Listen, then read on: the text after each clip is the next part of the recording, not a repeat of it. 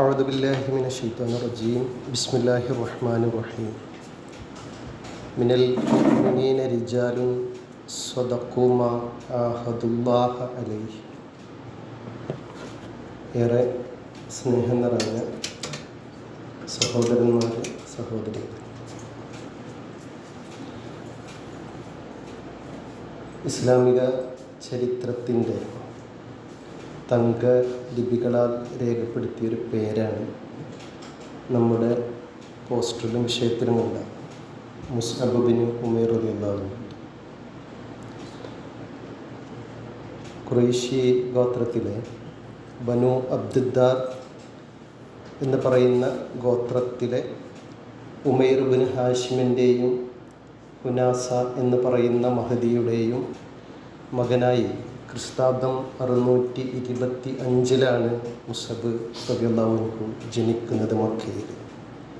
അദ്ദേഹത്തിൻ്റെ പേര് മുസ്അബ് ബിൻ ഉമൈർ എന്നുണ്ട്, മിസ്അബ് ബിൻ ഉമൈർ എന്നുണ്ട്. ഇത് രണ്ടും ഇതിൻ്റെ ചരിത്രം പരിശോധിക്കുമ്പോൾ അത് അറബിയിൽ മുസ്അബ്, മലയാളത്തിൽ മിസ്അബ്, എങ്ങനെ പറഞ്ഞാലും പ്രശ്നമില്ല എന്നുള്ളതിലാണ് പിന്നെ ചരിത്ര പണ്ഡിതന്മാർ രേഖപ്പെടുത്തിയിട്ടുള്ളത്. മുസ്അബ് ബിൻ ഉമൈർ റളിയല്ലാഹുവിൻ്റെ അറിയപ്പെടുന്നൊരു മറ്റൊരു പേരായിരുന്നു മുസ്അബ് ബിൻ ഖൈർ എന്ന് പറയുന്നത്. അത് ഇൻഷാ അല്ലാഹ് നമ്മുടെ വിഷയവുമായി ബന്ധപ്പെട്ട് നമ്മൾക്ക് അത് സംസാരിക്കാവുന്നതാണ്. മുസ്അബ് റളിയല്ലാഹുവിൻ്റെ ചരിത്രം എൻ്റെ മുമ്പിലിരിക്കുന്ന പല ആളുകളും കേട്ടിട്ടുള്ളതാണ്. അപ്പോൾ അതുമായി ബന്ധപ്പെട്ട് നിങ്ങൾക്കറിയാവുന്ന ചില കാര്യങ്ങൾ മാത്രമാണ് സംസാരിക്കുന്നത്. വളരെ മക്കയിൽ മുസ്അബ് റളിയല്ലാഹുവിനെ അറിയപ്പെടുന്നത് ഏറ്റവും സുമുഖനും സുന്ദരനുമായിട്ടുള്ള ഒരു യുവാവായിരുന്നു മുസ്അബ് റളിയല്ലാഹു. നബി സല്ലല്ലാഹു അലൈഹി വസല്ലമയുടെ ഇസ്ലാം മതം, നബി പ്രവാചകത്വവുമായി കടന്നു വരുന്ന ആ സമയത്ത് മക്കയുടെ തെരുവോരങ്ങളിൽ രാവിലെയും വൈകുന്നേരവും ഒക്കെ കുതിരപ്പുറത്തിങ്ങനെ സവാരി ചെയ്യുന്ന ഒരു യുവകോമളൻ എന്നാണ് ചരിത്ര പണ്ഡിതന്മാർ രേഖപ്പെടുത്തിയിട്ടുള്ളത്. ഒരു ദിവസം തന്നെ അദ്ദേഹം 3 സമയത്ത് അദ്ദേഹത്തിൻ്റെ വസ്ത്രങ്ങൾ മാറ്റി അദ്ദേഹം മക്ക തെരുവോരങ്ങളിലൂടെ നടക്കുമായിരുന്നു. അതേപോലെ തന്നെ അദ്ദേഹത്തിൻ്റെ യൂസ് ചെയ്യുന്ന, ഉപയോഗിക്കുന്ന സുഗന്ധദ്രവ്യങ്ങൾ, അന്ന് ആളുകൾ അതിൻ്റെ സ്മെല്ല് പുറത്ത് മക്കയിലൂടെ തെരുവോരങ്ങളിൽ നടക്കുമ്പോൾ ആളുകൾ ആ ആസ്വദിക്കാൻ വീടിൻ്റെ പുറത്തേക്ക് വന്നിരുന്നു. എന്നിട്ട് പറയപ്പെട്ടിരുന്നത് മക്കയുടെ പരിമളം എന്നായിരുന്നു മുസ്അബ് റളിയല്ലാഹു അറിയപ്പെട്ടിരുന്ന ആ കാലഘട്ടത്തിൽ. മക്കയിലൊരു ട്രെൻഡായിരുന്നു മുസ്അബ് റളിയല്ലാഹു. ട്രെൻഡ് എന്ന് പറഞ്ഞാൽ നമുക്കറിയാം, മുസ്അബ് റളിയല്ലാഹു ഏത് വസ്ത്രമാണോ ധരിക്കുന്നത്, ഏത് സുഗന്ധമാണോ അദ്ദേഹം യൂസ് ചെയ്യുന്നത്, അത് ജീവിതത്തിലേക്ക് അതിനെ അനുകരിക്കാനുള്ള ഒരു ടെൻഡൻസി അന്നത്തെ യുവാക്കളിൽ ഉണ്ടായിരുന്നു എന്നാണ് പറയുന്നത്. അത്രമാത്രം യുവാക്കളിൽ സ്വാധീനം ചെലുത്തിയ സമ്പന്നതയുടെ മടിത്തട്ടിൽ ജീവിച്ച ഒരു മഹാനായിരുന്നു. അദ്ദേഹത്തിൻ്റെ മാതാവ് ഹുനാസയായിരുന്നു ഏറ്റവും വലിയ സമ്പത്തിൻ്റെ ഉടമ. അങ്ങനെയുള്ളൊരു മുസ്അബ് റളിയല്ലാഹു അൻഹു ആ ഒരു സുഖലോലുപതയിലൂടെ, അല്ലെങ്കിൽ ജീവിതത്തിൻ്റെ എല്ലാ ആസ്വാദനങ്ങളിലൂടെയും ഉന്മാദങ്ങളിലൂടെയും വിഹരിച്ച് നടന്നൊരു കാലഘട്ടത്താണ് പ്രവാചകൻ സല്ലല്ലാഹു അലൈഹി വസല്ലമയും ഇസ്ലാമിൻ്റെ ആഗമനവും മക്കയിലേക്ക് കടന്നു വരുന്നത്. ഈ സമയത്ത് ലോകപരിചയവും അതോടൊപ്പം തന്നെ ജനസമ്പർക്കവും വളരെയധികം ഉണ്ടായിരുന്നൊരു വ്യക്തിയായിരുന്നു മുസ്അബ് റളിയല്ലാഹു. ആളുകളുമായിട്ട് ഇടപഴകാൻ നന്നായിട്ട് അറിയാം. അതേപോലെ തന്നെ ആ കാലഘട്ടത്ത് ഇസ്ലാമിനെക്കുറിച്ചും അതേപോലെ തന്നെ മറ്റുള്ള മതങ്ങളെക്കുറിച്ചും മറ്റുള്ള രാജ്യങ്ങളെക്കുറിച്ചും അദ്ദേഹം വളരെ ആവേശത്തിൽ പഠിച്ചിരുന്നൊരു കാലഘട്ടമായിരുന്നു. എന്ന് വെച്ചാൽ ആളുകളുടെ ഇടയിലുള്ള ഒരു ആശയവിനിമയത്തിൽ മുസ്അബ് റളിയല്ലാഹു വളരെയധികം മുന്നിട്ട് നിന്നിരുന്നൊരു ഒരു യുവാവായി മാറിയിരുന്നു. പ്രത്യേകിച്ച് ഈ ഒരു ചരിത്ര ക്ലാസ് എടുക്കാൻ നമ്മളെ സൂറത്ത് അഹ്സാബിൽ 23-ാമത്തെ ആയത്ത് നമ്മളിങ്ങനെ വായിക്കുന്ന സമയത്ത് അതിൽ പറയുന്നൊരു പേരുണ്ട്. അള്ളാഹു മുസ്അബിനെ ഉദ്ദേശിച്ചിട്ടാണ് ചരിത്ര പണ്ഡിതന്മാരും അതിൻ്റെ വിശദീകരണത്തിലൊക്കെ മുഹമ്മദ് അമാനി മൂലിയൊക്കെ പറയുന്നുണ്ട്.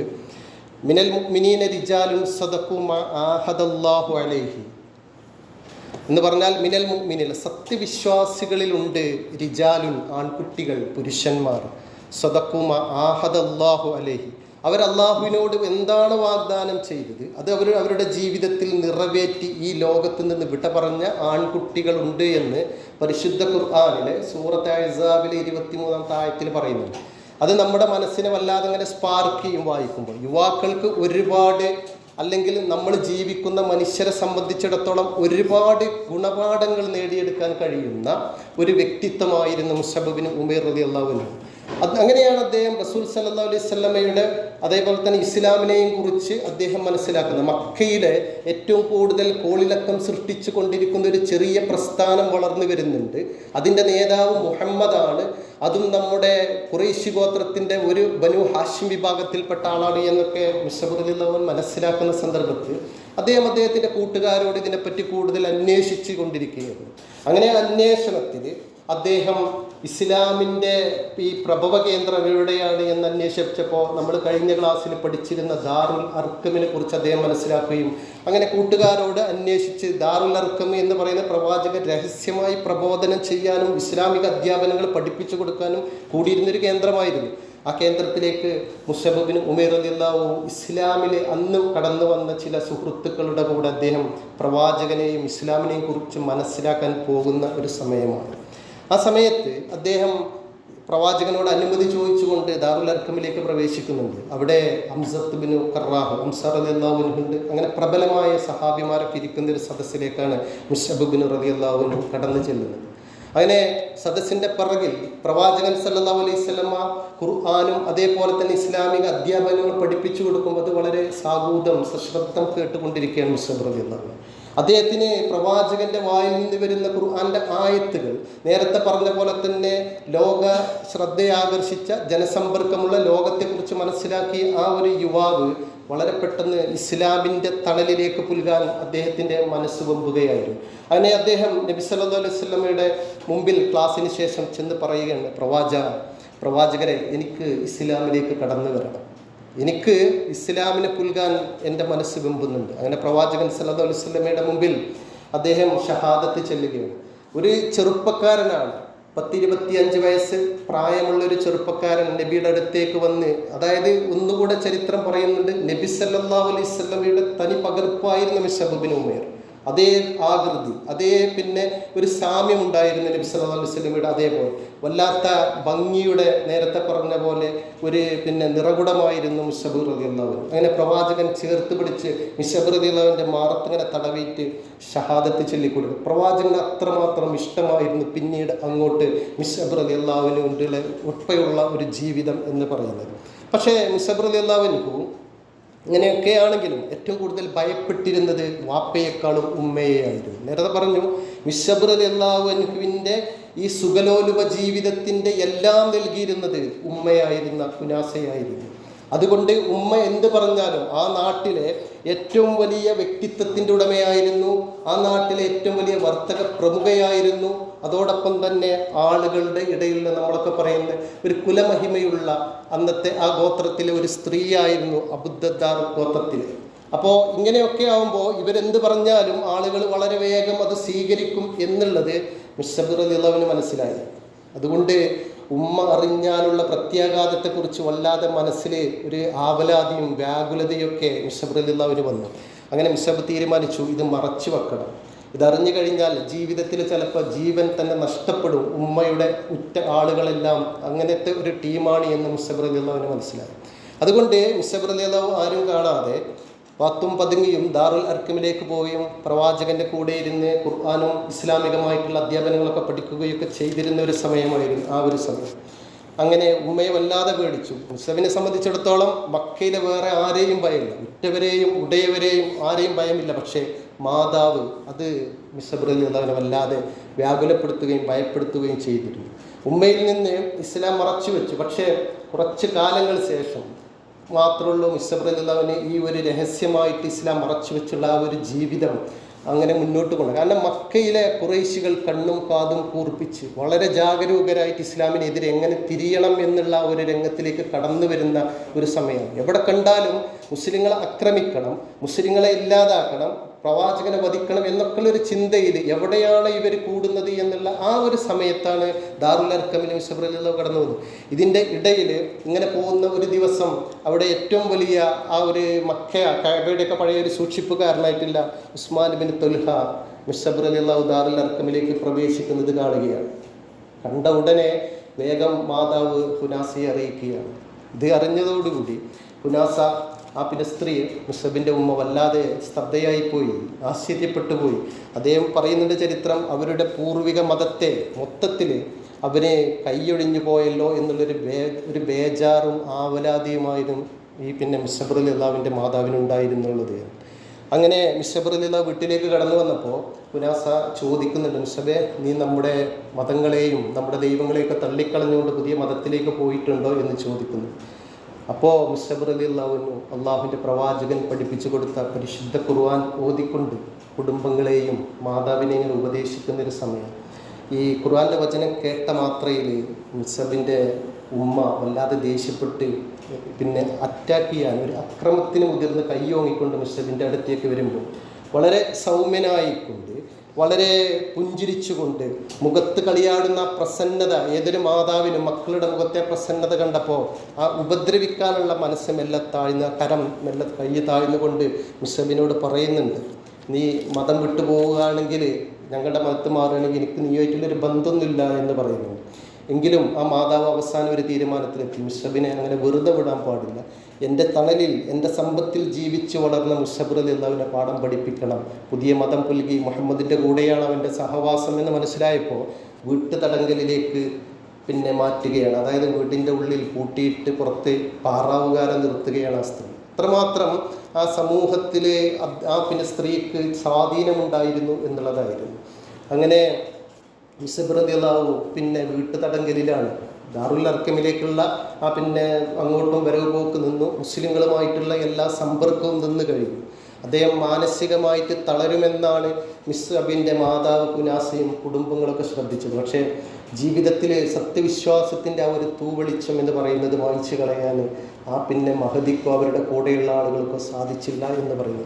എന്നിട്ട് മുസബ് പറയുന്നുണ്ട്, 10,000 തടവുകളുടെ കൂരിരുട്ടിൽ തുളച്ചു കയറാൻ എൻ്റെ വിശ്വാസത്തിന് കഴിയും. നിങ്ങൾ 10,000 തടവറകൾ ഉണ്ടാക്കിയാലും അതിൻ്റെ കൂരിരുട്ടുകളെയൊക്കെ തുളച്ചു കയറി ഇസ്ലാമാകുന്ന ഒരു വെള്ളി വെളിച്ചം അതിൻ്റെ രജതരേഖയിലേക്ക് എൻ്റെ മനസ്സെന്ന് പ്രവേശിച്ചു കഴിഞ്ഞു എന്ന് മിസ്സബ് റളിയല്ലാഹു മാതാവിനോടും ചുറ്റുള്ള ആളുകൾ പറയുന്നുണ്ട്. ഇതിൻ്റെ ഇടക്കാണ്, ഇങ്ങനെ ഇരിക്കുന്നതിൻ്റെ ഇടക്ക് മിസ്സബ് റളിയല്ലാഹു പിന്നെ ഖുർആൻ പഠിച്ചത്, കാരണം മറ്റുള്ള ബന്ധങ്ങളൊന്നുമില്ല, പഠിച്ച കാര്യങ്ങൾ ഇങ്ങനെ മനസ്സിലാക്കിക്കൊണ്ട് സ്വയം ഓതുകയും നമസ്കരിക്കുകയൊക്കെ റൂമിലിരുന്ന് ചെയ്യുന്ന സമയത്ത് ആണ് ഒന്നാമത് മുസ്ലിങ്ങൾ ഈ മക്കയിലുള്ള എല്ലാ വിധത്തിലുള്ള ശത്രുതയും അതേപോലെ തന്നെ അക്രമമൊക്കെ ഭയപ്പെട്ടുകൊണ്ട് അബിസീനിയയിലേക്ക് പലായനം ചെയ്യാനുള്ളൊരു തീരുമാനം എടുക്കുന്നത്. ആ അബിസീനിയയിലേക്ക് പലായനം ചെയ്യാൻ പോകുന്നത് മിസ്സബ് റളിയല്ലാഹുവിന് പാറാവ് നിൽക്കുന്ന കൂട്ടത്തിലുള്ള ചില ആളുകൾ പറഞ്ഞു കൊടുത്തു. അത് ഒരു സൗഹൃദ ബന്ധം അവരുണ്ടായിരുന്നു. മിസ്സബെ, ഇത്ര ദിവസം ഇന്ന ദിവസം ഇവിടുന്ന് മുസ്ലിങ്ങളായിട്ട് നിങ്ങൾ ആളുകൾ അബിസീനിയയിലേക്ക് പലായനം ചെയ്യുന്നുണ്ട്. അപ്പോൾ അവിടെ ഒരു അണ്ടർസ്റ്റാൻഡിങ്ങിൽ മെല്ലെ ആ വീട്ടു തടങ്കലിൽ നിന്ന് മിസ്സബ് റളിയല്ലാഹു രക്ഷപ്പെട്ടുകൊണ്ട് പ്രവാചകൻ അയച്ച ആ അബിസീനിയയിലേക്ക് പോകുന്ന ആളുകളുടെ കൂടെ മിസ്സബ് റളിയല്ലാഹു അൻഹു അബിസീനിയയിലേക്ക് പലായനം ചെയ്യുകയാണ്. അങ്ങനെ ആ ഒരു വല്ലാത്ത ഒരു രംഗത്ത് വളരെ പ്രയാസങ്ങളും പ്രതിസന്ധികളൊക്കെ സഹിച്ചുകൊണ്ട് ആദ്യകാലത്തെ വിരലിലെണ്ണാവുന്ന മുസ്ലിങ്ങൾ അബിസീനിയയിലെത്തി. അബിസീനിയയിൽ 1-2 വർഷക്കാലം അവരവിടെ ജീവിച്ച് തിരിച്ചു വീണ്ടും മക്കയിൽ പ്രയാസങ്ങൾ പ്രശ്നങ്ങളൊക്കെ ഒതുങ്ങിയിട്ടുണ്ടാവും എന്നുള്ള ഒരു ധാരണയിൽ തിരിച്ചു വന്നു. പക്ഷേ വീണ്ടും മിസ്സബ് റളിയല്ലാഹുവിൻ്റെ മാതാവ് പഴയ പോലെ വീട്ടുതടങ്കലിലേക്ക് അവരെ പിടിച്ചിടാൻ ശ്രമിക്കുന്ന സമയത്ത് മിസ്സബ് റളിയല്ലാഹു പറയുന്നൊരു വാക്കുണ്ട്, ഉമ്മ, ഇത്രയും കാലം നിങ്ങൾ എന്നെ മാനസികമായും ശാരീരികമായും നിങ്ങളുടെ ആജ്ഞാനുവർത്തികൾ എന്നെ ഉപദ്രവിച്ചിട്ടുണ്ട്. ഇനി നിങ്ങളുടെ പാറാവുകാരോ ആജ്ഞാനുവർത്തികൾ എന്നെ തടയുകയാണ് എങ്കിൽ എല്ലാ ആളുകളെയും ഞാൻ കൊല്ലും. ഈ ഒരു പ്രതിജ്ഞ കേട്ടതോടുകൂടി മിസ്സബിൻ്റെ മാതാവ് അവിടെ നിന്ന് പിന്മാറുകയാണ്. അങ്ങനെ പറയുന്നുണ്ട്, മിസ്സബേ, ഓക്കെ, എന്നാൽ ശരി, നീയും നിൻ്റെ മതവും ഇനി എൻ്റെ വീട്ടിൽ പാടില്ല, നീ ഇവിടെ നിന്ന് ഇറങ്ങണം.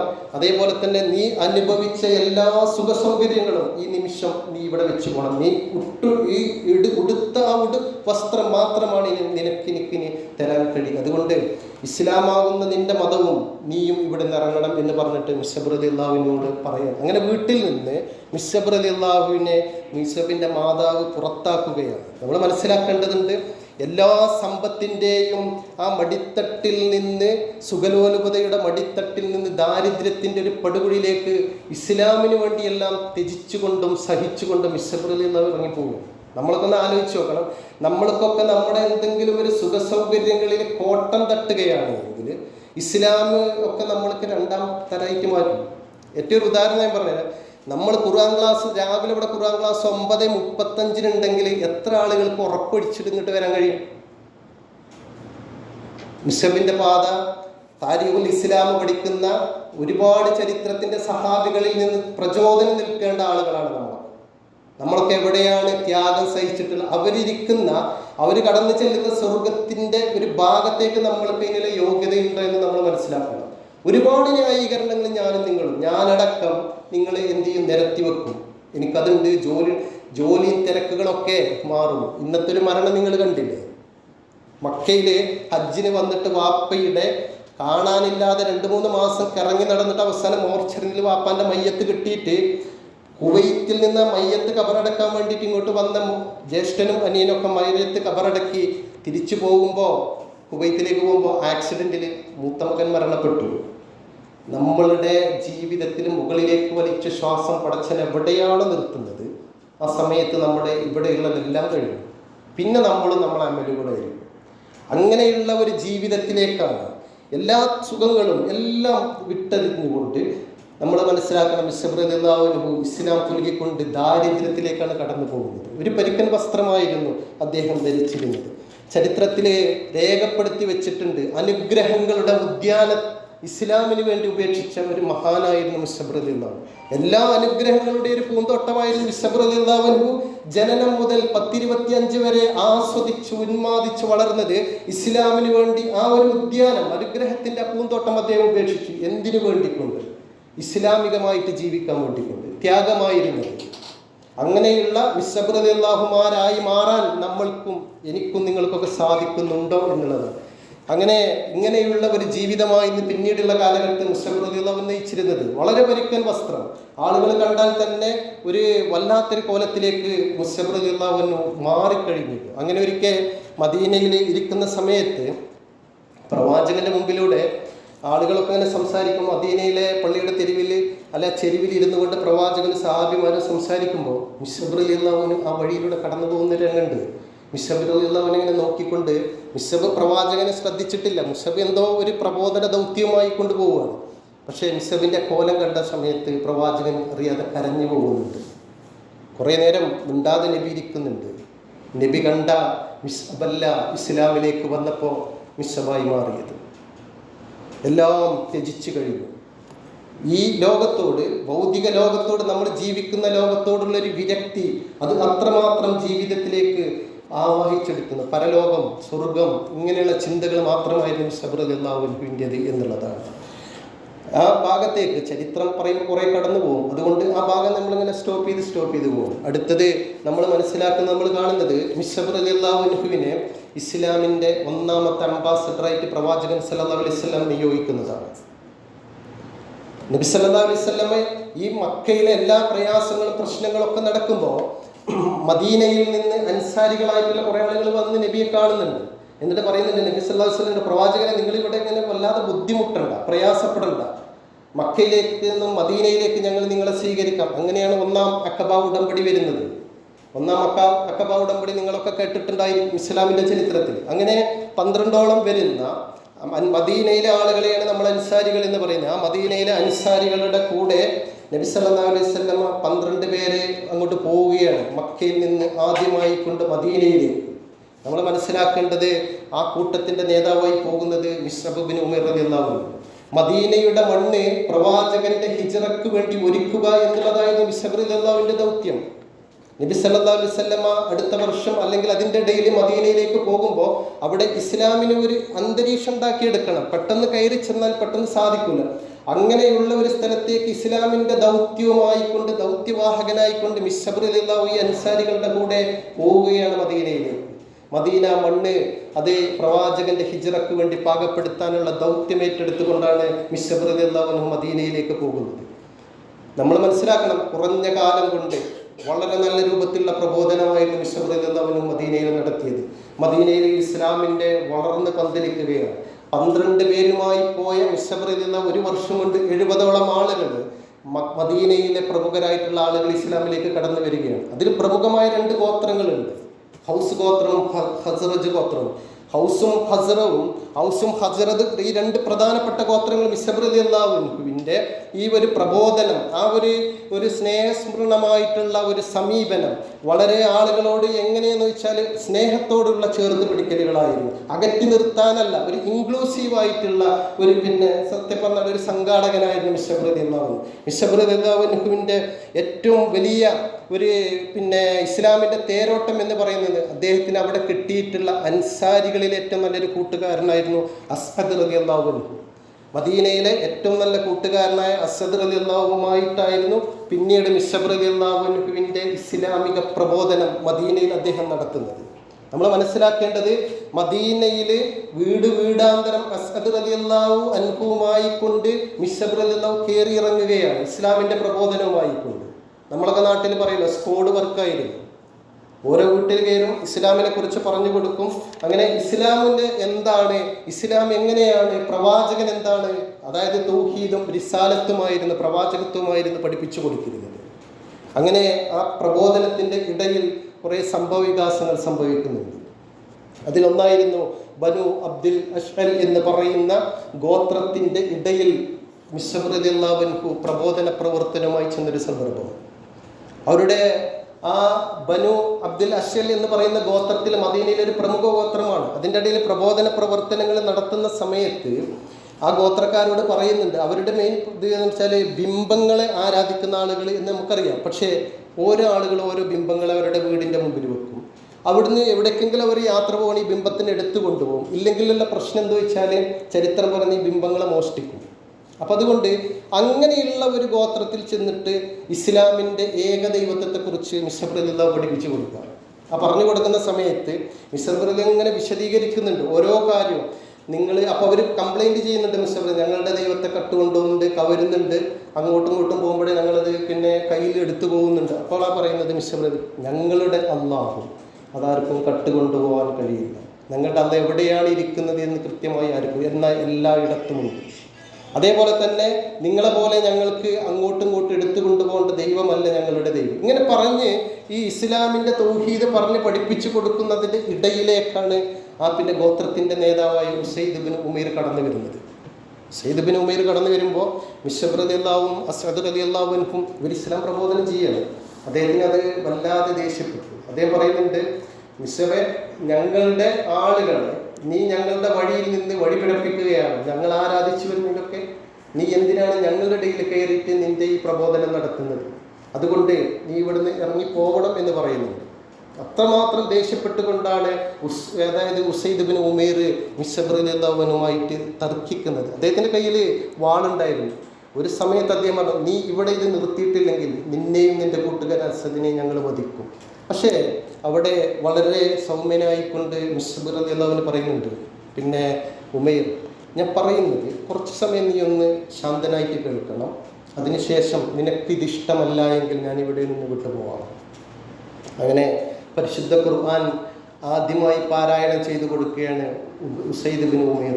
നമ്മൾ മനസ്സിലാക്കേണ്ടത്, പ്രവാചകനിൽ നിന്ന് ഖുർആൻ നേരിട്ട് കേട്ട, ഖുർആൻ അത്രമാത്രം ഹൃദയത്തിൻ്റെ അന്തരാളങ്ങളിൽ സ്നേഹിച്ച, നമ്മൾ പറയില്ല അല്ലാഹു ജഅലൽ ഖുർആന റബിയ ഖൽബി, പടച്ചനെ ഖുർആൻ എൻ്റെ ഹൃദയത്തിൻ്റെ പൂന്തോട്ടമാക്കണേ, അങ്ങനെയുള്ള ആളുകളിൽപ്പെട്ട ആളായിരുന്നു മിസ്ഹബ് റളിയല്ലാഹു അൻഹു. മിസ്ഹബിൻ്റെ ഖുർആൻ പാരായണം കേട്ട് അള്ളാഹുവിൻ്റെ ഏകത്വത്തെ പറഞ്ഞു കൊടുത്ത്, അതേപോലെ തന്നെ റിസാലത്തും നബൂവത്തിനൊക്കെ കുറിച്ച് പറഞ്ഞു കൊടുക്കുന്ന സമയത്ത് ഈ ഉസൈദ് ബിൻ ഉമൈർ റിയാദ് ഇങ്ങനെ ശ്രദ്ധിച്ചു പോകുന്നുണ്ട്.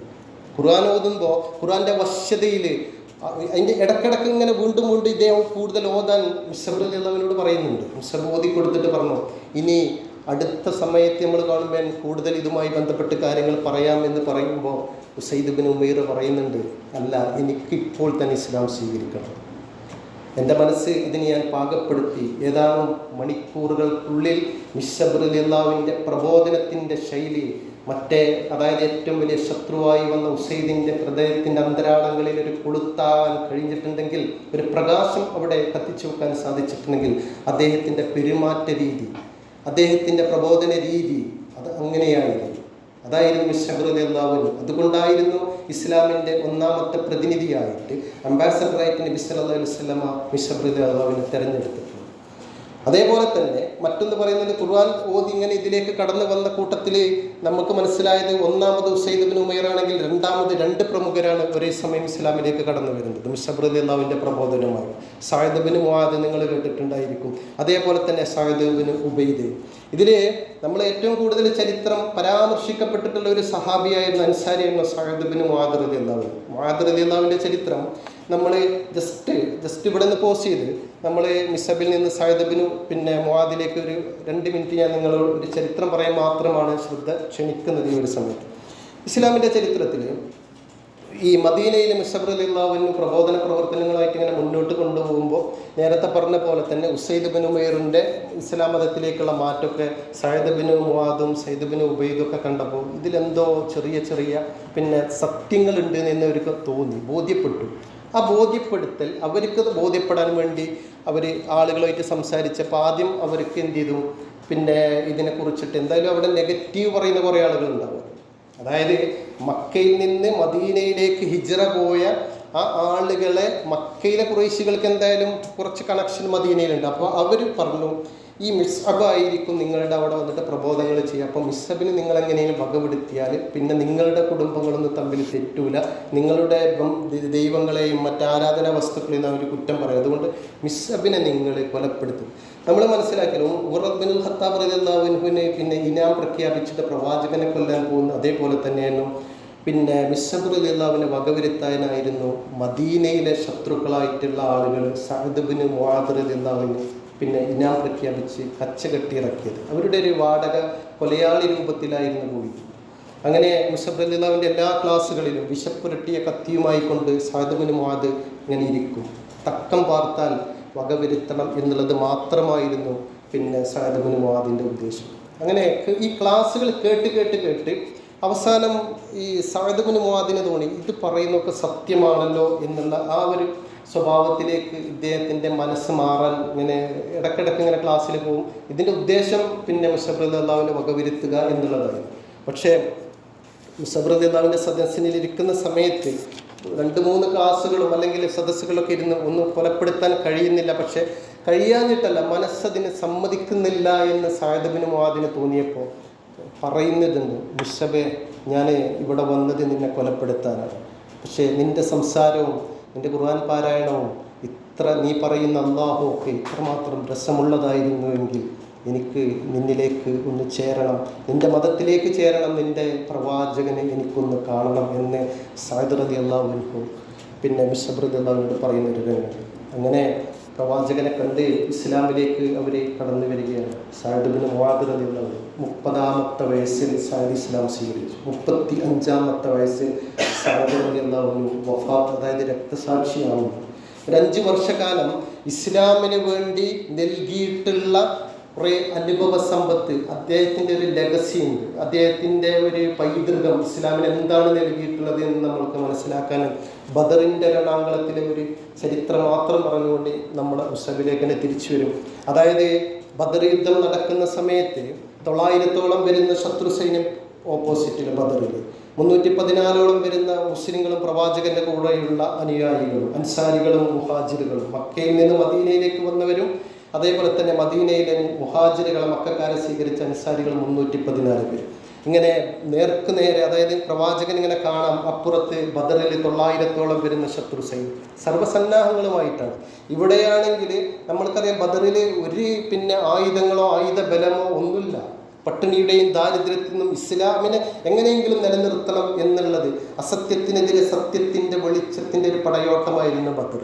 ആ ബദറിൽ നിൽക്കുന്ന സമയത്താണ് നബി സല്ലല്ലാഹു അലൈഹി വസല്ലമ ഓരോ ഭാഗത്ത് മുഹാജിറുകളുടെ നേതാവിനെ നിശ്ചയിച്ചു, അൻസാരികളുടെ നേതാവിനെ നിശ്ചയിക്കാൻ നബി സല്ലല്ലാഹു അലൈഹി വസല്ലം നോക്കുമ്പോൾ ഏറ്റവും സ്യൂട്ടായിട്ടുള്ള ആയത് സഅദ് ഇബ്നു മുആദ് റളിയല്ലാഹു അൻഹു. അങ്ങനെ സഅദിൻ്റെ കയ്യിലേക്ക് അൻസാരികളുടെ നേതൃത്വം നബി സല്ലല്ലാഹു അലൈഹി വസല്ലം നൽകിയാണ്. എന്നിട്ട് പറയുന്നുണ്ട്, ബദറിൻ്റെ ഇപ്പുറത്ത് മുസ്ലിങ്ങളുടെ യുദ്ധത്തിൻ്റെ ആ ഒരു പ്ലാറ്റൂണ് അറേഞ്ച് ചെയ്യുന്ന സമയത്ത്, സൈന്യങ്ങളൊക്കെ അറേഞ്ച് ചെയ്യുന്ന സമയത്ത് നബി സല്ലല്ലാഹു അലൈഹി വസല്ലം അൻസാരികളുടെ നേതൃത്വത്തിൻ്റെ അടുത്ത് വന്നിട്ട് പറഞ്ഞത്, സഅദിനോട് പറയുന്നൊരു രംഗമുണ്ട്, സഅദേ, അപ്പുറത്ത് 900 ആളുകളുണ്ട്, നമ്മൾ 313 പേരാണ്, അവർ നമ്മളെ ആക്രമിക്കുകയാണ് എങ്കിൽ നമ്മളെല്ലാവരും ഈ ലോകത്തുനിന്ന് ഇല്ലാതെയാണ്. അതിൻ്റെ കൂടെ ഏറ്റവും സങ്കടം ഇസ്ലാം ഈ ലോകത്തുനിന്ന് ഇല്ലാതാവും എന്നുള്ളതാണ്.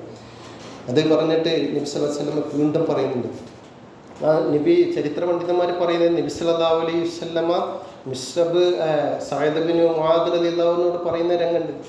സഅദേ മോനെ എന്ന് വിളിച്ചിട്ടാണ് പറയുന്നത്. സഅദേ മോനെ, നീ വിചാരിക്കുന്നുണ്ടോ അള്ളാഹുവിൻ്റെ റസൂല് നിങ്ങളെ ബദറിലേക്ക് കൊണ്ടുവന്നുകൊണ്ട് നിങ്ങളെ കുരുതി കൊടുത്തു എന്ന്? അത്രമാത്രം നബി സല്ലല്ലാഹു അലൈഹി വസല്ലം ബദറിലേക്ക് വിഷയമായിരുന്നു. കാരണം അള്ളാഹുവിൻ്റെ മലക്കുകൾ ഇറങ്ങുമോ നബി പ്രാർത്ഥിക്കുന്നുണ്ട്. പിന്നെയാണ് അള്ളാഹ് മലക്കുകൾ ഇറക്കി കൊടുക്കുന്നത് ബദറിൻ്റെ രണാങ്കളത്തിലേക്ക്. പക്ഷേ ഇങ്ങനെയൊക്കെ ഭയപ്പെടും ഒക്കെ അപ്പുറത്ത് നിൽക്കുമ്പോൾ നബി സല്ലല്ലാഹു അലൈഹി വസല്ലമയുടെ ഭയപ്പാട് ഇസ്ലാം ഇല്ലാതാകുമോ എന്നുള്ളതായിരുന്നു, അല്ലാതെ മരണമായിരുന്നില്ല. പക്ഷേ ഇങ്ങനെയുള്ള ഒരു സമയത്തും പതറാത്ത മനസ്സോടുകൂടി പ്രവാചകന്റെ മുഖത്ത് നോക്കി, അള്ളാഹുവിൻ്റെ റസൂലിൻ്റെ മുഖത്ത് നോക്കിക്കൊണ്ട് സഅദ് ബിൻ മുആദ് റളിയല്ലാഹു പറയുന്നുണ്ട്, അള്ളാഹുവിൻ്റെ റസൂലെ, സഅദിൻ്റെ കഴുത്തിന് മുകളിൽ തലയില്ലെങ്കിൽ, സഅദിൻ്റെ ശരീരം ബദറിൽ വെട്ടേറ്റ് വീണുകൊണ്ട് കഴുകന്മാർ മാംസം കൊത്തിവലിക്കുമ്പോൾ നിങ്ങൾ വന്നു നോക്കണം, സഅദിൻ്റെ ശരീരത്തിൽ ശ്വാസമില്ല എങ്കിൽ നിങ്ങൾ പിന്തിരിഞ്ഞു പോയിക്കോ, എന്നിട്ട് എൻ്റെ കുടുംബത്തിലേക്ക് പോയാൽ മതി, എൻ്റെ ഗോത്രവും എൻ്റെ കുടുംബവും നിങ്ങളെ പൊന്നുപോലെ നോക്കും.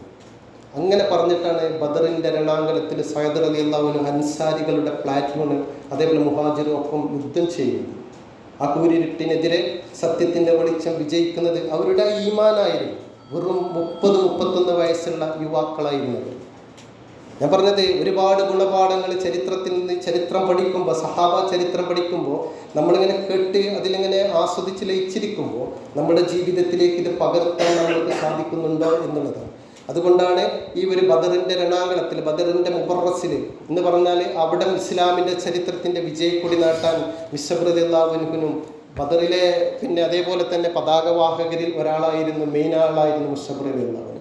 നമ്മൾ വീണ്ടും മിസ്അബ് റളിയല്ലാഹുവിലേക്ക്, ഞാൻ സഅദിൻ്റെ ചരിത്രം ജസ്റ്റ് മിസ്അബ് റളിയല്ലാഹുവിൻ്റെ പ്രബോധനവുമായി ബന്ധപ്പെട്ടുകൊണ്ടൊന്ന് സംസാരിച്ചത്. അതായത് മദീനയിൽ മിസ്അബ് റളിയല്ലാഹു അൻഹുവിൻ്റെ ആ ഒരു സ്വഭാവ ലാളിത്യവും ആ ഒരു പ്രബോധന പാഠവും തന്ത്രവും എത്രമാത്രം ഉപകാരപ്പെട്ടു എന്ന് പിന്നീട് നമ്മൾക്ക് ഇവരുടെയൊക്കെ ഇസ്ലാമിലേക്കുള്ള കടന്നുവരവിൽ നമ്മൾക്ക് മനസ്സിലാക്കാൻ സാധിക്കുന്നതാണ്.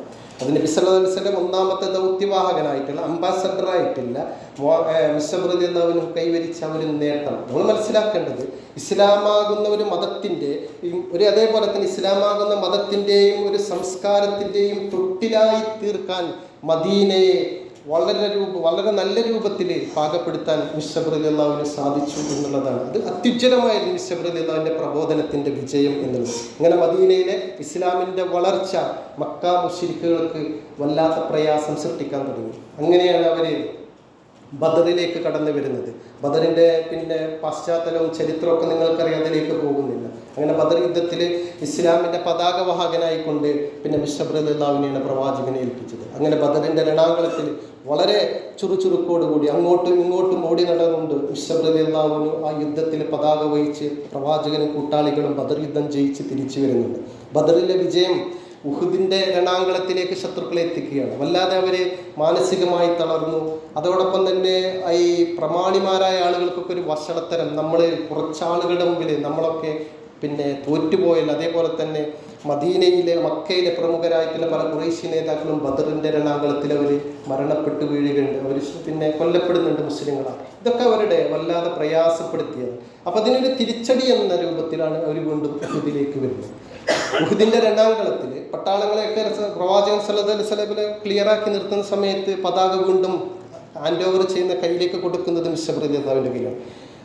അപ്പോൾ നമ്മൾ മനസ്സിലാക്കണം, ഇസ്ലാമിലെ വളരെ പ്രമുഖരായിട്ടുള്ള സഹാബിമാരുണ്ട്. അബൂബക്കറുണ്ട്, ഉമറുണ്ട്, ഉസ്മാനുണ്ട്, അലിയുണ്ട്, ഹംസ റളിയല്ലാഹു ഇവരൊക്കെ ഉണ്ട്, ബിലാൽ, ഇങ്ങനെ എല്ലാ ആളുകളും. പക്ഷേ കയ്യിലേക്ക് കൊടുക്കുന്നത് മിസ്അബിൻ്റെ കയ്യിലാണ്. അങ്ങനെ മിസ്അബ് റളിയല്ലാഹു പതാക വഹിച്ചുകൊണ്ട് ഉഹുദിൻ്റെ രണാങ്കളത്തിലേക്ക് പ്രവേശിക്കുകയാണ് യുദ്ധത്തിൽ.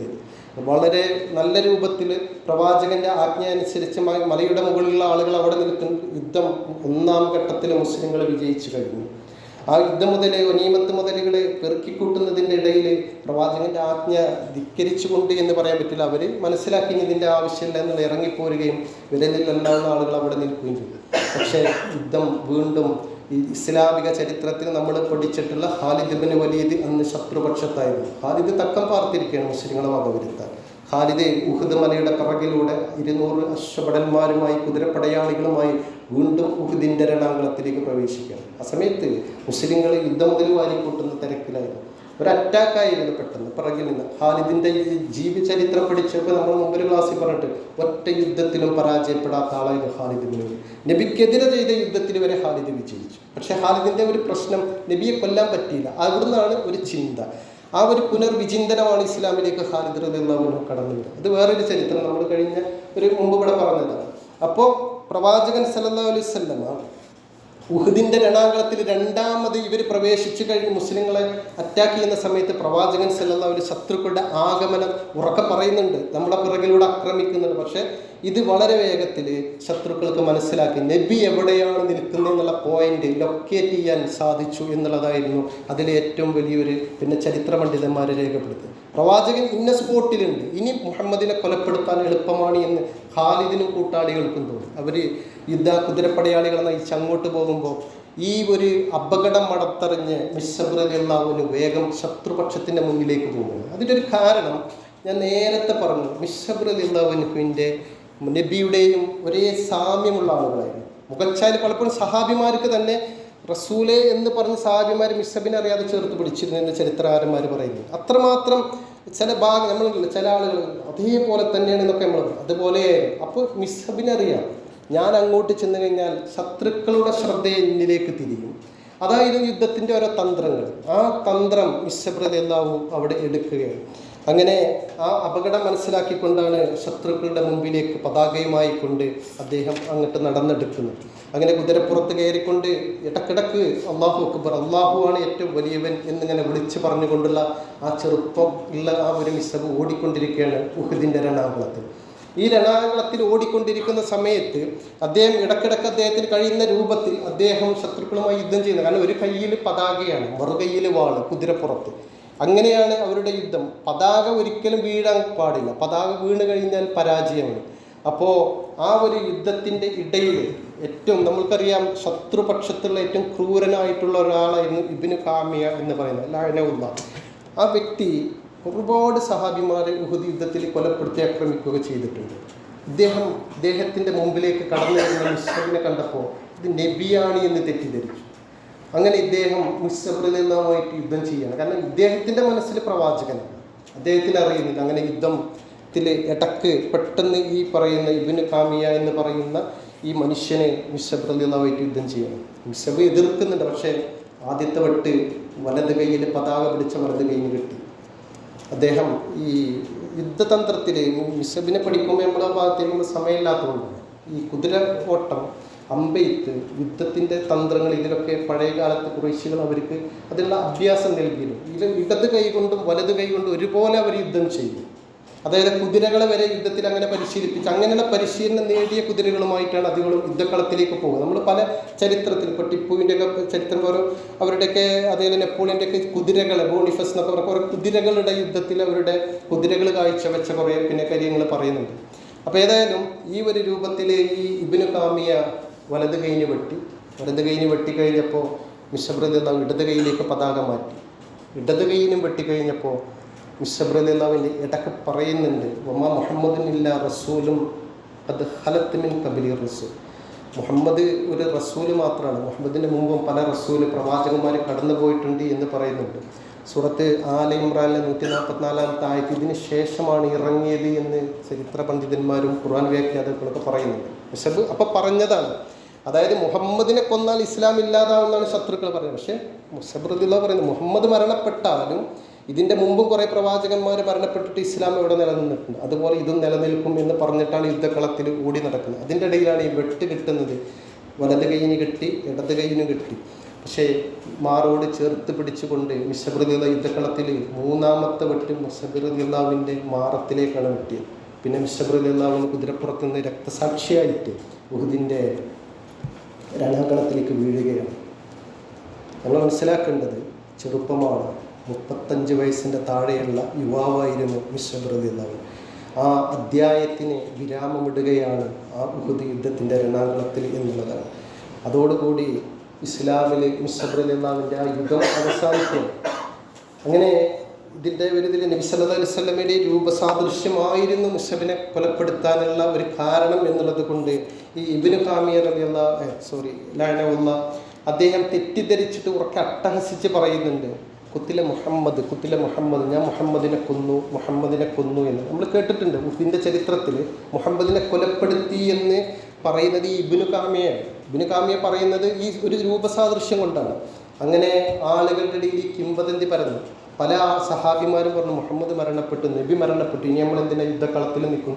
അപ്പോഴാണ് അബൂബക്കറും ഉമറും ഉസ്മാനൊക്കെ നബിയുടെ കൂടെ നിൽക്കുമ്പോൾ മുഹമ്മദ് നബി സല്ലല്ലാഹു ഇവിടെ ഉണ്ട് എന്ന് പറഞ്ഞിട്ട് പിന്നെ തിരിച്ചു വരികയാണ്. കുറേ ആളുകൾ മാറി നിന്നിരുന്നു. ഇനി എന്തിനാണ് യുദ്ധം ചെയ്യുന്നത്? നമ്മുടെ നേതാവ് ഇസ്ലാമിൻ്റെ പ്രവാചകൻ മരണപ്പെട്ടല്ലോ. ഈ ഒരു കിംവദന്തി പരത്തുന്നതിൽ ഈ ഇബ്നു കാമിയ വളരെ മുൻപന്തിയിലായിരുന്നു. കാരണം അദ്ദേഹം തെറ്റിദ്ധരിച്ചിട്ടുള്ളൊരു പറച്ചിലായിരുന്നു എന്നാണ് പിന്നെ പറയുന്നത്. അങ്ങനെ യുദ്ധാനന്തരം നബി സല്ലല്ലാഹു അലൈഹി വസല്ലം ഏറ്റവും കൂടുതൽ നഷ്ടം വാങ്ങിയ ഒരു യുദ്ധമായിരുന്നു ഇസ്ലാമിനെ സംബന്ധിച്ചിടത്തോളം ഉഹുദ് യുദ്ധം. പ്രവാചകൻ സല്ലല്ലാഹു അലൈഹി വസല്ലം ഏറ്റവും തളർത്തിയത് അദ്ദേഹത്തിൻ്റെ പിതൃവൻ ഹംസ റളിയല്ലാഹുവിൻ്റെ പിന്നെ വികൃതമാക്കപ്പെട്ട വഹിഷാണല്ലോ കൊലപ്പെടുത്തിയ ഹംസ റളിയല്ലാഹു. നമ്മൾ മുമ്പ് ക്ലാസ്സിൽ പറഞ്ഞതാണ്. ആ മൃതശരീരം കണ്ട് അംഗവിച്ഛേദങ്ങൾ നടത്തി, കണ്ണും കാതൊക്കെ അറുത്ത് മാറ്റി. അത് കണ്ട ഒരു സങ്കടവും ഒരു മനസ്സിൻ്റെ ഭാരം കൊണ്ട് പ്രവാചകൻ നടന്നു നീങ്ങുകയാണ്. ആരൊക്കെയാണ് ഷഹീദായി എന്നുള്ളത്. അങ്ങനെ നടന്നു നീങ്ങുമ്പോഴാണ് നബി സല്ലല്ലാഹു അലൈഹി വസല്ലമയുടെ മുമ്പിൽ മിശ്അബ് റളിയല്ലാഹുവിൻ്റെ ഷഹീദായ മൃതദേഹം കിടക്കുന്നത്. അങ്ങനെ രക്തത്തിൽ കുളിച്ച് കൈ രണ്ടും വിച്ഛേദിക്കപ്പെട്ട് അറുത്ത് മാറ്റപ്പെട്ട് അദ്ദേഹത്തിൻ്റെ നബി പറയുന്നുണ്ട് മുഖം മണലിലേക്ക് പൂണ്ടുപോയിരുന്നു. വായിൽ ഫുള്ള് രക്തവും മണലും കൂടിക്കലർന്ന് മിശ്അബ് റളിയല്ലാഹു കിടക്കുകയാണ് പതാകയുമായി. നബി സല്ലല്ലാഹു അലൈഹി വസല്ലമ കുറേ നേരം മിണ്ടാതെ എന്ന് കരഞ്ഞുകൊണ്ട് അവിടുന്ന് മിശ്അബ് റളിയല്ലാഹുവിൻ്റെ മയ്യത്തിൻ്റെ അടുത്ത് നിന്ന് മാറി നിൽക്കുകയാണ്. എന്നിട്ട് മിശ്അബ് റളിയല്ലാഹുവിൻ്റെ മറമാടുന്ന കഫൻ ചെയ്യുന്ന ഒരു സമയം നിങ്ങളെല്ലാവരും ചരിത്രത്തിൽ കേട്ടതാണ്. മയ്യത്ത് കഫൻ ചെയ്യാൻ വേണ്ടിക്കൊണ്ട് കഫൻ പുടവ നോക്കുന്ന സമയത്ത് ഈ രക്തസാക്ഷിയായി കഴിഞ്ഞാൽ പിന്നെ അവരെ കുളിപ്പിക്കൂല, നേരെ അങ്ങനെ അതുമായിട്ടാണ് മറമാടുന്നത്. അപ്പോൾ ആ ഒരു സമയത്ത് അദ്ദേഹത്തിൻ്റെ തലയിലേക്ക് കഫൻ പുടവ വെക്കുമ്പോൾ കാല് പുറത്തേക്കാണ്. കാലിലേക്ക് കഫൻ പുടവ വലിച്ചു നീട്ടുമ്പോൾ സഹാബിമാർ തല പുറത്തേക്ക്. നമ്മൾ മനസ്സിലാക്കണം എങ്ങനെ ജീവിച്ചൊരു മനുഷ്യനാണ്. ഇസ്ലാം പുൽകി, ഇസ്ലാം സ്വീകരിച്ച് അദ്ദേഹത്തിൻ്റെ ജീവിതത്തിൻ്റെ അവസാനം എല്ലാം ത്യജിച്ചുകൊണ്ട് അദ്ദേഹം ഈ ലോകത്ത് നിന്ന് വിടവാങ്ങുന്നത് എന്നുള്ളത് വല്ലാത്തൊരു മാനസിക സന്ദർഭത്തിലൂടെയാണ് പ്രവാചകൻ കടന്നത്. എന്നിട്ട് നബി സല്ലല്ലാഹു അലൈഹി വസല്ലം പറയുന്നുണ്ട് മിശ്അബിൻ്റെ ആ ഒരു രംഗം കണ്ടിട്ട്, മിശ്അബേ, നിന്നെ ഞാൻ മക്കയിൽ കാണുമ്പോൾ നീ എത്ര സുന്ദരനായിരുന്നു. ഇന്നിതാ പാറിപ്പറന്ന തലമുടിയും അതേപോലെ തന്നെ പൊടി പുരണ്ടൊരു വസ്ത്രവുമായി എൻ്റെ മുമ്പിൽ നിന്നെ പൊതിഞ്ഞ് കെട്ടിയിരിക്കുകയാണ് മയ്യത്ത്. ഞാൻ എന്താണ് നിന്നോട് പറയേണ്ടത് എന്ന് നബി സല്ലല്ലാഹു അലൈഹി വസല്ലം കണ്ണീരോടുകൂടി പറയുന്നു. ചരിത്രം അതൊരു വല്ലാത്ത വായനയാണ് ജീവിതത്തിൽ. നമ്മുടെ മുമ്പിലുണ്ടാവുന്ന, നമ്മളിലേക്ക് കടന്നു വരേണ്ട, നമ്മളൊക്കെ ഇസ്ലാമിന് വേണ്ടി ത്യാഗങ്ങൾ സഹിച്ചു എന്ന് നമ്മൾ പറയുമ്പോൾ ഒരു നേരം ഒരു അരമണിക്കൂർ നമുക്കൊക്കെ ഇരിക്കുമ്പോഴേക്കന്നെ നമുക്ക് വല്ലാത്ത പ്രയാസം ഉണ്ടാവും. പല സ്ഥലങ്ങളിലും പ്രത്യേകിച്ച് ഇസ്ലാമിൻ്റെ സദസ്സുകളിലൊക്കെ ഇവരൊക്കെ ജീവിതത്തിൽ നൽകിയ ആ ഒരു ത്യാഗം, ഇസ്ലാമിന് വേണ്ടി അവരെന്നെല്ലാം വിട്ടു നൽകുകയായിരുന്നു.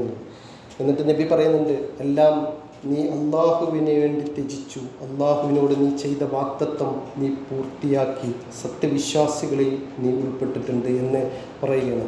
ഇതേ അവസ്ഥ ഹബ്ബാബ് റളിയല്ലാഹുവിനെ കുറിച്ച് നിങ്ങൾക്കറിയാം. അത് വേറൊരു ചരിത്രമാണ്. ഹബ്ബാബ് റളിയല്ലാഹു അൻഹു അദ്ദേഹത്തിൻ്റെ അവസാന മരണസമയത്ത് ഓർക്കുന്നുണ്ട്. മരണവേളയിൽ കൂടെയുള്ള സഹാബിമാരോട് പറയുന്നുണ്ട് ഹബ്ബാബ് റളിയല്ലാഹു, അള്ളാഹുവിൻ്റെ മാർഗത്തിൽ ഞങ്ങൾ ഒരുപാട് സഹിച്ചിട്ടുണ്ട്, ഞങ്ങൾ ഹിജ്റ പോയിട്ടുണ്ട്, ഞങ്ങൾ അതേപോലെ തന്നെ ശത്രുക്കളിൽ നിന്ന് ശാരീരികമായിട്ടുള്ള ഉപദ്രവങ്ങൾ ഒരുപാട് സഹിച്ചു.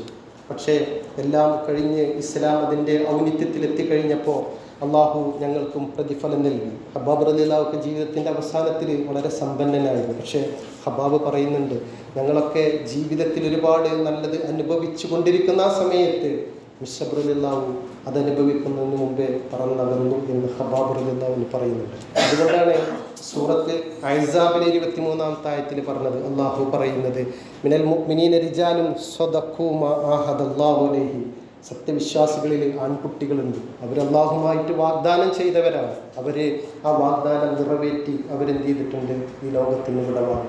അത് തന്നെയാണ് സൂറത്ത് തൗബ 111-ാമത്തെ ആയത്തിൽ പറയുന്നത്, ഇന്നല്ലാഹു ഇശ്തരി മിനൽ മുഅ്മിനീന, ഇന്നല്ലാഹ, തീർച്ചയായും അള്ളാഹു ഇശ്തരി, അള്ളാഹു വിലക്ക് വാങ്ങിയിട്ടുണ്ട്, മിനൽ മുഅ്മിനീന, സത്യവിശ്വാസികളിൽ നിന്ന്, അൻഫുസഹും, അവരുടെ ശരീരങ്ങൾ, വ അംവാലഹും, അവരുടെ ധനം, ബി അന്ന ലഹുമുൽ ജന്ന, പകരം സ്വർഗം നൽകാമെന്നുള്ളൊരു വാഗ്ദാനം.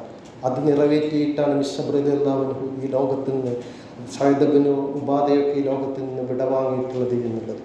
ആ കഫം ചെയ്യുന്ന രംഗം കൂടി പറഞ്ഞ് അവസാനിപ്പിക്കാം. ഇൻഷാല്ലാ 10:05 നിർത്താം. അദ്ദേഹത്തിൻ്റെ മറമാടുന്നത് അംസാർ റളിയല്ലാഹു ഉഹുദിലാണ് രണ്ടാളും മരണപ്പെട്ടിട്ടുള്ളത്. അംസാർ റളിയല്ലാഹുവിൻ്റെ ഖബറിൻ്റെ ചാരയാണ് മിശ്അബ് റളിയല്ലാഹുവിൻ്റെ ഖബറും. നമുക്ക് മക്കയിൽ മദീനയിൽ ഉഹുദിൻ്റെ അവിടെ ചെല്ലുമ്പോൾ അവരുടെ ഖബറിടം കാണാൻ കഴിയുന്നത്.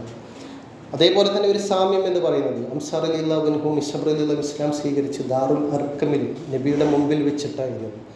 രണ്ടുപേരുടെയും മറ്റൊരു ഇത് പറയുന്നത് ഉഹുദിൻ്റെ, അതായത് ഖബറടക്കിയപ്പോൾ നബി ആ ഒരു സാമ്യമായിരുന്നു ഇവരിൽ കണ്ടത്. മക്കയിൽ അംസാർ റളിയല്ലാഹു അൻഹു ഇസ്ലാമിലേക്ക് കടന്നു വന്നപ്പോഴാണ് മക്കയിൽ ഇസ്ലാമിൻ്റെ ദ്രുതഗതിയിലുള്ള വളർച്ചയിലേക്കും ഒരു പരസ്യ പ്രബോധനത്തിലേക്കും ധൈര്യം കിട്ടിയത്. മദീനയിലെ മിശ്അബ് റളിയല്ലാഹു അൻഹു ആയിരുന്നു ഇസ്ലാമിൻ്റെ വേരോട്ടത്തിന് ചുക്കാൻ പിടിച്ചിട്ടുള്ളത് എന്നുള്ളതായിരുന്നു. അതുകൊണ്ട് സാമ്യങ്ങൾ ഒരുപാടുണ്ടായിരുന്നു അംസാർ റളിയല്ലാഹു അൻഹു മിശ്അബും. അംസാർ റളിയല്ലാഹുവിന് ഏറ്റവും ഇഷ്ടം മിശ്അബിനെയായിരുന്നു. ചരിത്രത്തിൽ പറയുന്നുണ്ട്, അംസാർ റളിയല്ലാഹു മിശ്അബ് ഇരിക്കുമ്പോൾ തോളിൽ കൈയിട്ട് അവരുടെ അനുഭവങ്ങൾ ഇങ്ങനെ പറയാറുണ്ട്, ത്യാഗങ്ങൾ. മിശ്അബിനോട്, മിശ്അബേ നീ ഒരുപാട് സുഖത്തിൽ നിന്നാണ് ഇങ്ങോട്ട് വന്നത് പറയുമ്പോൾ മിശ്അബ് റളിയല്ലാഹു അംസാർ റളിയല്ലാഹു പറയാറുണ്ട്, അംസത്തുൽ കറാഹ്, പക്ഷേ ഞാൻ അവിടെ അനുഭവിക്കുന്നതിനേക്കാളും മനസ്സിൽ ഒരുപാട് സന്തോഷമുണ്ട് നിങ്ങളുടെയും പ്രവാചകൻ്റെയും ഒക്കെ കൂടെ ഇരിക്കുമ്പോൾ. അത് എനിക്ക് പറഞ്ഞറിയിക്കാൻ കഴിയുന്നില്ല എന്ന് പറയുന്നുണ്ട്. അതുകൊണ്ട് ഇതേ ഒരു സാമ്യങ്ങളായിരുന്നു രണ്ട് അംബാസഡർമായിട്ട്. അബിസീനയിലേക്ക് ആദ്യം പോയിട്ടുള്ള അംബാസഡറായിരുന്നു ജഅഫർ ബിൻ അബി താലിബ് റളിയല്ലാഹു അൻഹു. അത് ജഅഫർ ബിൻ അബി താലിബ് അബിസീനയിലെ ഒന്നാമത്തെ പ്രതിനിധിയായിരുന്നുവെങ്കിൽ മദീനയിലെ പ്രതിനിധി മിശ്അബ് റളിയല്ലാഹു അൻഹു ആയിരുന്നു. മിശ്അബ് റളിയല്ലാഹു അൻഹുവും ജഅഫർ ബിൻ അബി താലിബും ഒരേപോലെയാണ് മരണപ്പെടുന്നത്. പിന്നെ റോമയിലെ ഈ പ്രബോധന സംഘത്തിനെ അയക്കുന്ന ദൂതനയക്കുന്ന ആ ഒരു ഇതിൽ റോമക്കാരിൽ ഇസ്ലാമിൻ്റെ ദൂതനെ പ്രവാചകൻ്റെ കാലത്ത് വധിച്ചപ്പോൾ അതിനെതിരെ യുദ്ധം ചെയ്ത 2 ലക്ഷത്തോളം വരുന്ന റോമക്കാർക്കെതിരെ 3000-ഓളം വരുന്ന സൈന്യങ്ങൾ അയച്ചിട്ടുള്ള മൊത്ത യുദ്ധത്തിൽ നബി പറയുന്നുണ്ട്, അംർ ബിൻ ലാസ് കഴിഞ്ഞാൽ ജഅഫർ ബിൻ അബി താലിബ് പതാക ഏറ്റെടുക്കണം. ജഅഫർ വെട്ടേറ്റ് വീഴുകയാണ്, അബ്ദുല്ലാഹി ബിൻ റവാഹ ഈ പതാക ഏറ്റെടുക്കണമെന്ന്. അതിൽ 3 പേരും മരണപ്പെടുന്നത്. അതിൽ ജഅഫർ ബിൻ അബി താലിബ് മരണപ്പെടുന്നത് മിശ്അബ് റളിയല്ലാഹു മരണപ്പെട്ട സെയിമാണ്. 2 കൈയും വെട്ടി അവസാനം നെഞ്ചോട് ചേർത്തിട്ടാണ് പതാക വഹിച്ചുകൊണ്ടാണ് മുഅത്ത യുദ്ധത്തിൽ സിറിയയിലുള്ള മുഅത്തയിൽ വെച്ചിട്ട് അദ്ദേഹം മരണപ്പെടുന്നത്. പിന്നീട് ആ യുദ്ധം വല്ലാതെ കൊടുമ്പിരിക്കൊണ്ടിരിക്കുന്ന സമയത്താണ് നേരത്തെ പറഞ്ഞ ഖാലിദ് ബിൻ വലീദാണ് മുസ്ലിം സൈന്യത്തെ രക്ഷപ്പെടുത്തിക്കൊണ്ടുവരുന്നത്. ഖാലിദിൻ്റെ യുദ്ധതന്ത്രങ്ങൾ നമ്മൾ പറയുന്ന അമേരിക്കയിലെ സർവകലാശാലകൾ വരെ പഠന വിഷയമാക്കിക്കൊണ്ടിരിക്കുക എന്ന് അടുത്ത കാലത്തുള്ള റിസർച്ചിലൊക്കെ പറയുന്നു. അത്രമാത്രം യുദ്ധതന്ത്രജ്ഞനാണ്. അങ്ങനെ മുഅത്തയിൽ നിന്ന് ഈ സൈന്യത്തെ രക്ഷപ്പെടുത്തി. ഞാൻ പറഞ്ഞത് ജഅഫർ ബിൻ അബി താലിബും മിശ്അബ് ബിൻ ഉബൈറും അംബാസഡർമാരായിരുന്നു ഇസ്ലാമിന്. ഒരേ സാമ്യത്തിലാണ് മരണപ്പെട്ടത്. ഏതായാലും അദ്ദേഹത്തിൻ്റെ ഒരു കാര്യം കൂടി പറഞ്ഞു. അദ്ദേഹത്തിൻ്റെ കുടുംബത്തെപ്പറ്റി പറയുകയാണെങ്കിൽ അദ്ദേഹത്തിൻ്റെ ഭാര്യ എന്ന് പറയുന്നത് ഹംന ബിന്ത് ജഹ്ഷ് ആയിരുന്നു. നമ്മൾക്കറിയാം നബി സല്ലല്ലാഹു അലൈഹി വസല്ലമയുടെ ഭാര്യമാരിലെ സൈനബ് ബിന്ത് ജഹ്ഷിൻ്റെ സഹോദരിയായിരുന്നു. വേറൊരു ചരിത്രമാണ്, നമുക്ക് ഇനി അടുത്തൊരു ക്ലാസ്സിലെടുക്കാം. അതേപോലെ തന്നെ ആ ഒരു പെൺകുട്ടികളുണ്ടായിരുന്നു, സൈനബ് ബിന്ത് മിസ്അബ് എന്ന് പറയുന്നത്. ഇത്രയായിരുന്നു അദ്ദേഹത്തിൻ്റെ കുടുംബം. അത് കുറഞ്ഞ കാലമായിരുന്നു അവരുടെ ആ ഒരു ദാമ്പത്യ ജീവിതം. അതിൽ 2 പേരും ഇസ്ലാമിന് വേണ്ടി ത്യാഗം സഹിച്ചു. ഹംന ബിന്ത് ജഹ്ഷിനെ പറ്റി പറയുകയാണെങ്കിൽ രാത്രി നബി സല്ലല്ലാഹു അലൈഹി വസല്ലം പറയാറുണ്ട്, മദീനയുടെ അവരുടെ വീട്ടിൽ ഒരിക്കൽ ഭാര്യ സൈനബിൻ്റെ കൂടെ ചെല്ലുമ്പോൾ ഒരു കയറ് തൂക്കിയിട്ടിട്ടുണ്ട്. അപ്പോൾ ചോദിച്ചു സൈനബിനോട്, എന്തിനാണ് ഹംനി ഇങ്ങനെ ഒരു കയറ് തൂക്കിയിട്ടിരിക്കുന്നത് നിസ്കാരപ്പായുടെ മേൽ? അപ്പോൾ പറഞ്ഞു, രാത്രി ഇത് തഹജ്ജുദ് നമസ്കരിക്കുമ്പോൾ ദീർഘനേരം ഖുർആൻ പാരായണം ചെയ്യുമ്പോൾ തളരുമ്പോൾ അതിൽ പിടിച്ചു നിന്നുകൊണ്ടായിരിക്കും പിന്നെ നിസ്കാരം കംപ്ലീറ്റ് ചെയ്യാൻ. അത്രമാത്രം ഇസ്ലാമിനോട്, അത്രമാത്രം ഈ ഒരു ജീവിതത്തോട് അവർക്കുണ്ടായിരുന്ന ആളുകൾ, അതായത് ഭാര്യയ്ക്ക് ഒത്ത ഭർത്താവ്, ഭർത്താവിനൊത്ത ഭാര്യ, അതായിരുന്നു സത്യവിശ്വാസികളുടെ ജീവിതത്തിൻ്റെ ക്രമവും അതേപോലെ തന്നെ അവർ ജീവിതത്തിൽ പാലിച്ചിരുന്നതും എന്ന് മാത്രമാണ് അവർ. അവസാനമായി കൊണ്ടൊരു കാര്യം പറഞ്ഞിട്ട് നിർത്തിയാണ്. ഇമാം ബൈഹഖി റഹിമഹുല്ലാഹ് പറയുന്നൊരു കാര്യമുണ്ട്.